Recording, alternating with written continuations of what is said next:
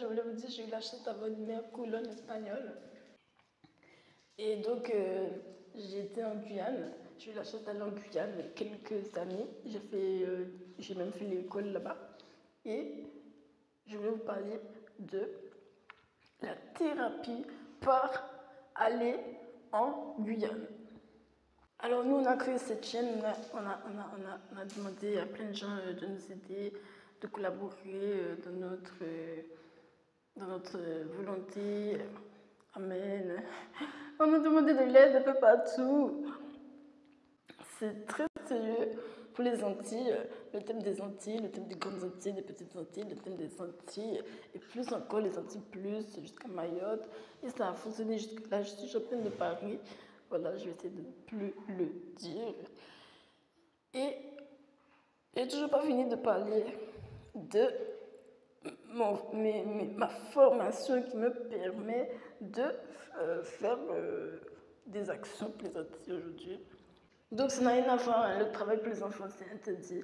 Mais bon, par chance, j'ai été acceptée à l'école en Guyane. Et moi, j'étais une personne en Guadeloupe, je suis née en Guadeloupe, je suis de Guadeloupe, et vous allez me voir réagir de temps en temps comme une Guadeloupéenne, tout simplement, très énervée, crier et tout, dangereux, pas super dangereux, mais dangereux. Mais bon, je n'étais pas non plus la plus adaptée au contexte du moment. Et ça ne m'intéressait pas déjà à 14 ans commencer à m'énerver sur les autres parce que Guadeloupe, ça ne m'intéressait pas pour l'instant d'être immergée dans ce contexte. Comme j'ai dit, je trouvais que c'était un monde très mature, comme je le dis encore aujourd'hui. C'est un monde pour les adultes, la Guadeloupe. De parler de la bourgeoisie fine, de parler des Indiens fins et tout, de la grande montagne, de la grande chute du Carpé et tout, et de la verdure dense qui s'y propose. En même temps, je trouvais cela très corsé.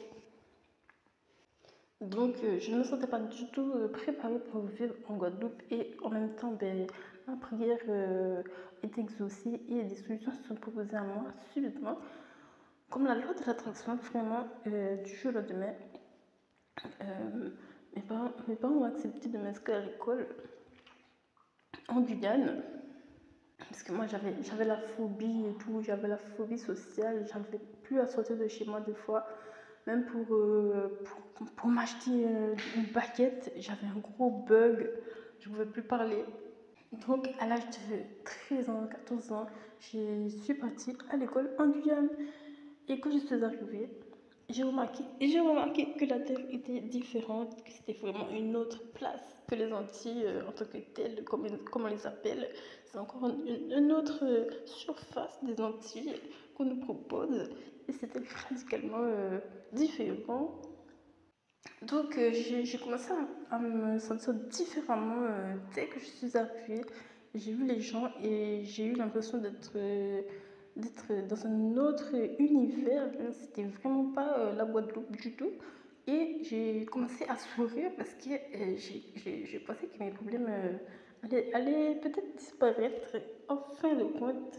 Sachez que j'ai des origines d'Europe et j'avais très peur de ne pas y arriver du tout. J'entendais des choses sur ma soeur et tout, qu'ils avaient déjà prévu de déménager de Guadeloupe alors qu'ils ont vécu là-bas pour leur professionnalisme. J'ai commencé à être un peu inquiète parce que j'aimais bien les Antilles quand même. Et donc j'ai remarqué que la terre était rouge et que les gens avaient une belle peau différente de ceux de Guadeloupe. Pourtant ceux de Guadeloupe ont une belle peau déjà, mais ils avaient une très belle peau en plus que nous, qu'on ne connaît pas. Et ça m'a surpris de voir que les gens étaient encore différents et tout en que c'était assez bon.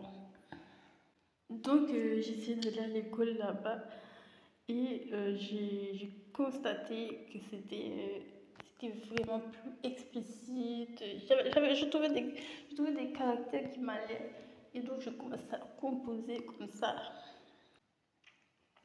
comme je pouvais. Et ça se passait très très bien. Et je remarquais que plus j'essayais et plus j'étais mais 100% épanouie. Et j'ai trouvé que même après, quand je suis revenue pour visiter, longtemps après, j'ai constaté que la Guyane m'avait encore redonné de la, de la maturité. Vous la voyez peut-être comme ça, on en parle simplement, mais il y a énormément de mystères aux Antilles. Trouvez celui qui va avec vous. J'avais par exemple, j'avais très peur quand je suis retournée. C'est comme ça, j'ai cette personne qui sait avoir peur aussi. Donc, quand je suis retournée de mes études en métropole, j'étais un petit peu effrayée. Je trouvais que le contexte économique était un petit peu effrayant. Des choses comme ça, j'avais un peu peur de l'avenir, quoi. N'est-ce pas? N'est-ce pas? Donc, voilà, j'avais peur des robots qui arrivaient. Exactement. Donc, j'ai terminé mes études et j'étais un petit peu angoissée. Je peux vous dire, j'étais angoissée. J'avais presque plus de souffle. Je voulais partir au plus vite de France. Pourtant, c'est aussi mes origines, donc c'était un peu bizarre. Bizarroïde.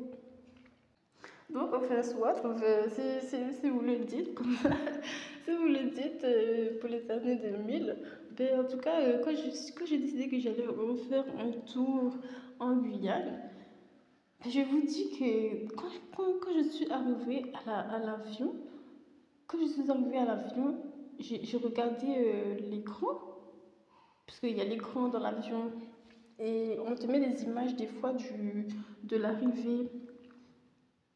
Et par le hublot aussi, il y a des images par le hublot.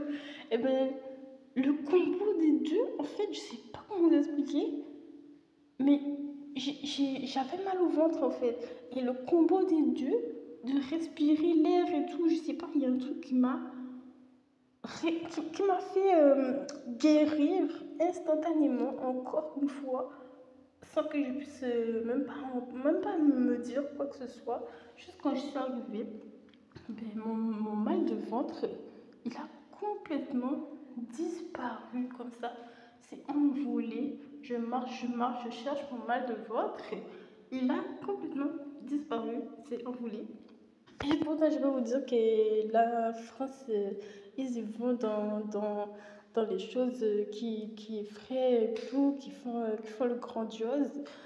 Et c'est un peu des pays comme ça, des Grecs et tout. Ça fait un peu peur aux humains, voilà, qui veulent rester un peu humains. Donc, même pas que ça tout va lier.